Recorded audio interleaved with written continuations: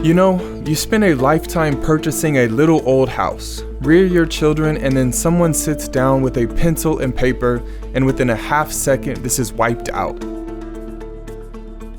This was the reality of over 1 million residents in the United States following the Federal Highway Act of 1956. Laying over 40,000 miles of concrete coast to coast, many of these freeways would run right through the Black community, demolishing once thriving neighborhoods.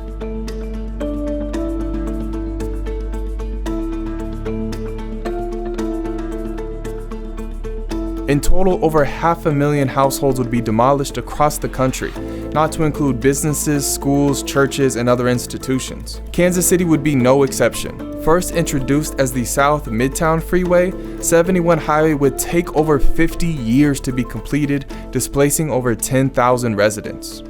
One has to be honest with the destruction that 71 Highway wrought. There were very real communities, people attending the same church, people having neighborhood get-togethers. You know, it just ripped that community apart. I wanted to learn more about this freeway and its impact on urban neighborhoods, so I pulled up a map, and my eye was drawn to one of only 2 bends in the freeway at 25th and Vine, and at that bend sits Paseo Baptist Church. Seeming to almost intentionally avoid the church, I had a feeling this spot would reveal not only the history of this freeway, but possibly expose how this community fought back. With all the devastation, I didn't just want to know what was lost. I wanted to know what prevailed. I was searching for the resistance.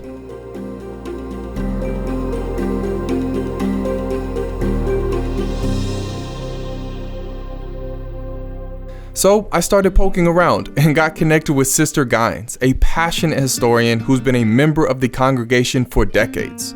I'd learned this church is not only rooted in the pride of what it means for Black families to call Kansas City home, but because of that pride would fight to protect the legacy of their community. I have here. That was when they started building the church. Wow. August 5th, 1927. Erected in 1927, Paseo Baptist sits at 25th Street, within the heart of the Black community and adjacent to a newly developed neighborhood known as Beacon Hill. People used to call Paseo the snooty church because they said all of the people who were doctors, lawyers, politicians, etc., went to Paseo, and teachers. All of the folks who thought they were something intellectually. Now, that wasn't necessarily true, but that's not a bad reputation. That's the reputation that the church had. And the way people would dress for church, I don't know how much this still happens today. It doesn't. Not the churches I go to. It doesn't, but you have to remember, I grew up in the era where folks said, when you go in church, you better put on your go-to-meeting clothes. Oh, well, I'm sorry that I'm underdressed then. I'm significantly underdressed. I apologize. You didn't come up in that era. No. I didn't want to shine from you. You look great. I didn't want to take any of the attention away from you. Oh, come on. When was the first time you stepped into this church? So ironically, it was not when I became the interim pastor. It was as a high school senior. And the first time you preached here, what did it feel like? I was actually walking out of my office, and there is a diploma of Dr. D.A. Holmes that's right outside my office. And so it really gave me some pause and consideration to dig into who Dr. Holmes was outside of just being the preacher of Paseo Baptist Church. And as I dug a little more deeper, I began to see that he was more than just a pastor. He was what they called then a Black Moses. Born in 1876, D.A. Holmes would be the founding pastor of Paseo Baptist. Emerging as the voice for Black Kansas City at the turn of the century, his church would become the physical example of his leadership. Faced $250,000 in the 20s. Equivalent today, that's a little over $4 million, $4.3 million. How does a pastor go about raising $4.3 million in the 20s? only a pastor at that time could have done that. D.A. Holmes would have been one of them. How would you describe the leadership he actually provided for the church? Dr. Holmes was a no-nonsense kind of person. And as I told you the other day, he was larger than life and very well respected. And so what he proposed and what he put before the congregation, it was like, it's gonna happen. The Paseo Baptist Church was packed with African Americans who were considered to be black rich. They had an affluent and influential congregation. And then when you have D.A. Holmes, the godfather. Blacks began to move into that Beacon Hill area. And, this West Paseo was developed up there, and there were a lot of middle to upper class blacks who were living up there. And a lot of them were members of this church. Immediately, I recognized the name. I spent a couple of years living at the corner of 25th and Troost, and right across the street sat the sign Beacon Hill. Funny enough, I never considered how it might be one of the most historic neighborhoods in the city, but now I was determined to find out. As I searched for the best place to start in understanding the history of this neighborhood and its relationship to the freeway, everyone kept mentioning one name, D. Evans. Having served as the president of the Neighborhood Association for over 2 decades, D reminds me the history of this community is much like the history of our city, an unrelenting determination for Black people to prosper in the face of overwhelming odds. Hello, hi D. How are you? Good. Pleasure to meet you. Yes. My husband and a friend of his came by here one day, and he came home and he said, I think you need to go take a look at that house. I met her over here one day, and when I walked in, and I thought, oh, this house has a lot of character. It just looked rich. That's what I can feel. I'm rich, I'm coming into a rich house. I love that. And we moved in on a Christmas Eve, and we have very little furniture, but we called all our friends over. They helped us paint the whole house. I've been here 44 years now. Wow. By the 1920s, many of the homes within Beacon Hill would be sold by Fortune J. Weaver, Kansas City's most successful Black realtor at the time. Weaver's Afro-American Realty and Investment Company put the entire block of 2500 Tracy up for sale. The property would be sold to, quote, highly respected Negroes. Beacon Hill was a great traditional and historic neighborhood of Black people in the core of our city. Black people who were close to a hospital and close to downtown and close to resources on the Paseo Boulevard, like a good spot. You had groceries, you had bakery, you had pharmacy, you had physicians. Everything was right there, all your amenities. Tell me, what are we looking at? We're looking at the Paseo and Beacon Hill prior to the invention of Highway 71. We're looking at 1925 Kansas City. This is an atlas map. This is Dr. Jacob Wagner, Associate Professor of Urban Planning and Design at the University of Missouri, Kansas City, and the founder of the Center for Neighborhoods. So you'll see 18th and Vine here, and all of the businesses that would have served African Americans was basically walkable to what we call Beacon Hill today. Sure, you had multitude of professional individuals that lived in Beacon Hill. Teachers, doctors, lawyers, principals, they all lived in this community. Yes. Because that's Amy. your mama. Yes. This is your mother. My grandmother, Mamie. So how did you end up in Kansas City? I was here because I met Leonard Hughes at Fisk University. And he's originally from Kansas City. He's originally and from... so he roped you to come back here, and Yes. so you arrive in Kansas City in the 50s. What was it? 1949. Oh, you came that year. We came right after the wedding. His folks had a party, Mama, tell him where that party was held. 2519 Tracy. Your husband's mother's house was in Beacon Hill. Correct. Wow. Correct. I was so inspired in realizing that Beacon Hill was a neighborhood of dreamers, and Mammy would carry that dream with her throughout her life here in Kansas City, becoming one of our greatest activists. With a bridge that crosses over the South Midtown Freeway named in her honor, Mammy would fight back against the demolition of black neighborhoods and work to preserve their endearing legacies. How would you describe Beacon Hill during that time?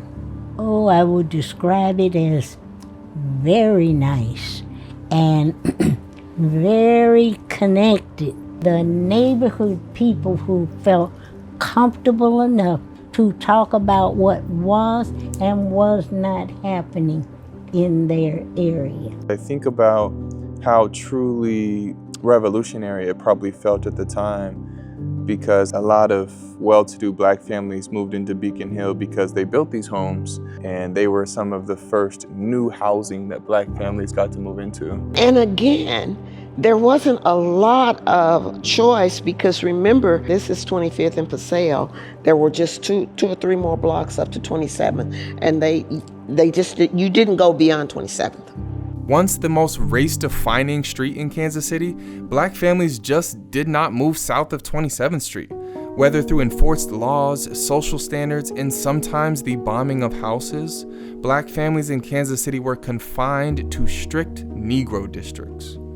If you are on 18th and Vine, the Jazz District, it's called 18th and Vine, Vine Street. As you come south to where the population was all white, the name changed to Wayne. The same street. Same street. Vine Street was a black street name, and white folk were not gonna live on a street that was called a Vine, because that was a black street. Shows you just how deep things went. Congressman Cleaver's comment had me wondering how explicit was the definition of race in our city planning. And did Beacon Hill end up in the path of the South Midtown Freeway uniquely because it was a black neighborhood? Are we rolling? We are rolling. Oh, okay. Good morning. Good morning, everyone. We are at the Kansas City Public Library downtown, specifically because on the 5th floor of this library, they have a room called the Missouri Valley Room, which holds all of the special collections of Kansas City. How's it going? Hello, Nico, good. Yeah, Nico. Yeah. Oh, wow, we're getting the goods today. So let me explain. This is quite the preservation. These are Sanborn fire insurance maps. These would be used to make determinations about fire insurance rates. Okay. And so they're not photos, but they're somewhat images. The original volume was published in 1909, and there's a log here of when this was updated last, which was 1950. So who would have written that? Wow. So someone who owned this book, probably an insurance office. The idea that diverse urban neighborhoods cannot be stable, cannot be good places to invest, that was invented over the course of the 20th century. That gets really manufactured through the real estate industry's valuation of properties and considering race as a factor. The latest version of this was 1950. Is that what it is? Yep. Regardless of your economic level, your income, your profession, doctors, lawyers, in their documentation of saying that certain communities were dangerous banking investments because they were undesirable residents, they didn't say just low-income people of color, all people of color. That's right. You know, they wanted to make sure that it was known that this is the Negro section that we're looking at. This is not just about the materials that were used that determined its value. Mm-hmm. You're talking about this systemic approach to devaluing places and spaces based upon the who that was there. The less desirable colored district in Kansas City is confined to the areas between 12th and 27th, and from the center of the city to about 300 block east. Explicit language to have the audacity and boldness to characterize or identify this church as a Negro church, right? They don't do that anymore explicitly, but I'm wondering if that is still taken into consideration when applying for insurance.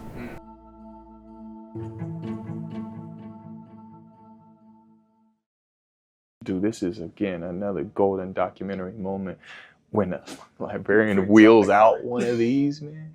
What I came to understand was that property values within Beacon Hill would be suppressed simply because it was a Negro neighborhood. And as the land where Beacon Hill sat became, quote, undesirable, it would leave the community vulnerable, just as America was set to introduce its vision for the future, the freedom of the road. This promised that every American would not only have a car, but would be able to drive that car from coast to coast through this vision of the superhighway.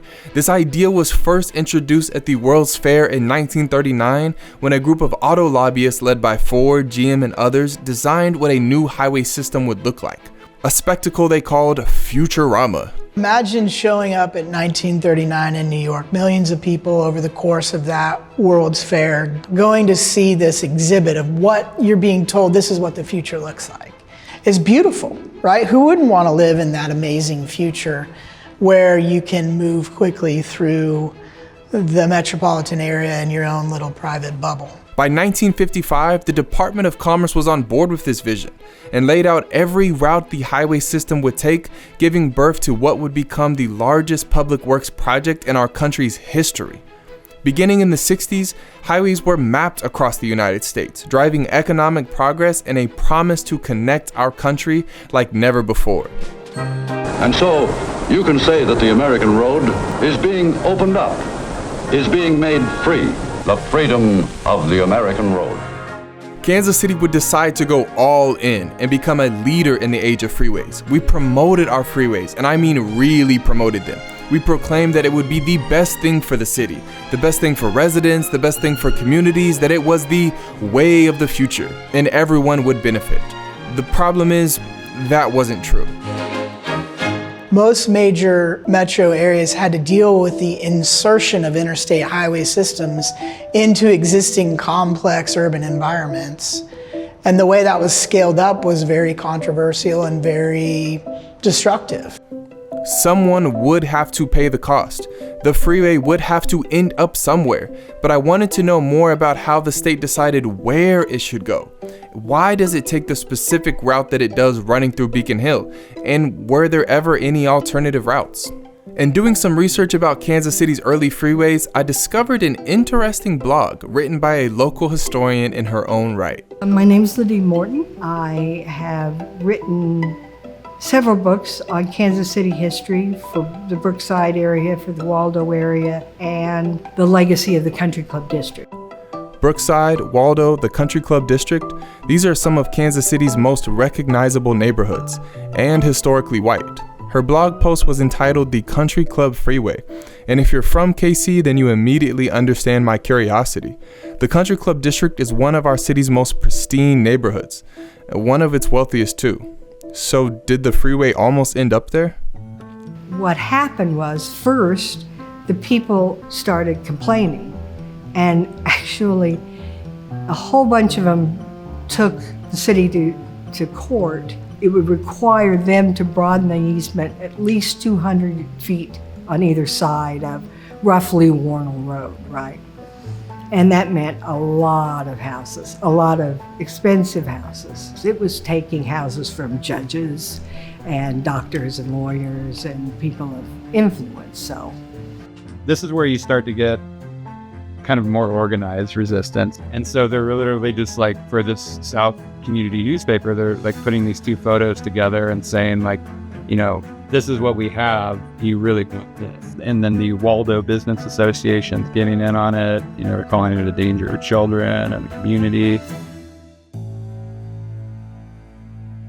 When the threat of the highway came in, is there any way you might contextualize how they actually protected themselves? Political influence. The people who were wealthy and influential were relatively small in number, and they all knew each other. That's why Nichols built country clubs, so that people like them could network. That rippling effect of being closer to rich people meant a lot of people had a neighbor who knew a guy, who knew the judge, who could talk to somebody. West, where the wealthy white people lived, Ward Parkway and so forth, and they told them real fast, you all can go somewhere else. That was the last straw for the Department of Transportation. Too much trouble. They just said at the time, we've got our eye on another route over on the east side. We're going to go over there. And the subject was dead for those people. So the planned route would shift from the Country Club Freeway to the South Midtown Freeway, ultimately becoming 71 Highway as we know it today. But the question still remained for me. Did the shifting of where to put the freeway, a decision that is ultimately determined by our federal government, have to do explicitly with race? How else would this Federal Highway Aid Act of 1956 be practiced, right? It is going to be shaped by all of the thinking and the ways of being and what was simply normal during Jim Crow. What do you feel like that says about what the expectation was of demolishing black neighborhoods? Oh, I don't think there was a care in the world. I think the idea and the approach was that they could demolish anything within the black community, since there was the concept or the approach at that time that blacks, Negroes weren't important, and they could do whatever they wanted to do. Now faced with the threat of demolition, Beacon Hill would use their prominence built through the 20th century to organize a resistance of their own in an effort to preserve the legacy of their neighborhood. So when did you start to get involved politically and have a social voice in what was happening in Kansas City? Not until his father was very interested politically. And it was a difference between black and white, or between colored and white. Mamie's family and others would notice the lack of influence to protect their community, giving birth to a political voice known as Freedom Inc. They recognized that votes meant power, and they started galvanizing and gaining and started running candidates for different offices. Yeah. And once they started doing that, they started demonstrating that they had control over their community. Do you mind if we go downstairs and take a look at the exhibit? Is it best that we take the elevator? No, you can go. It's best for me. He said you can take the steps if you want to, but I'm taking the elevator. We take the elevator down. Yeah. So you arrive in Kansas City, and at what point did you start considering politics? I think I may have been unconsciously dealing with it in my head. I led my first demonstration when I was 15 years old. We ended up getting the attention of the nation. 50 stupid kids, we could have gotten killed. Influenced by activist parents, Congressman Cleaver grew up in the time of the Jim Crow South. Arriving in Kansas City in the 70s, he'd soon begin an extraordinary career in politics. I took orders initially from Bruce Watkins, who would say, all right, now here are the things I want you to do. And, he would give me a list of things. But at the top of the list was the South Midtown roadway.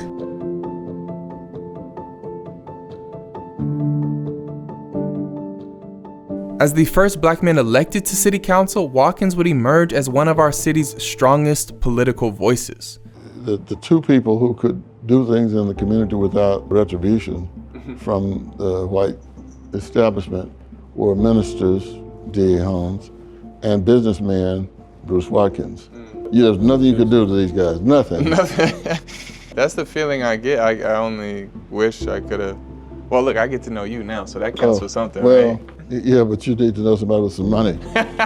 With the rise of its political influence, the black community would be poised to lead a resistance to the freeway's planned demolition. The question is, would they be capable enough to succeed in protecting their neighborhoods? They were in the process of demolishing houses and taking them, and then when they had this pushback, it was like, oh, what do we do now? I get goosebumps thinking about it right now, that if I was in the 60s and I lived in this neighborhood and I was maybe first or second generation to feel this sense of pride in belonging to a place and having a neighborhood of everyone that has kind of moving on up feeling, and we get to have pride in a place and the homes are beautifully done, and then you start to see layer by layer of that neighborhood demolished. From 22nd, houses demolished, 23rd, houses demolished, all the way to 25th.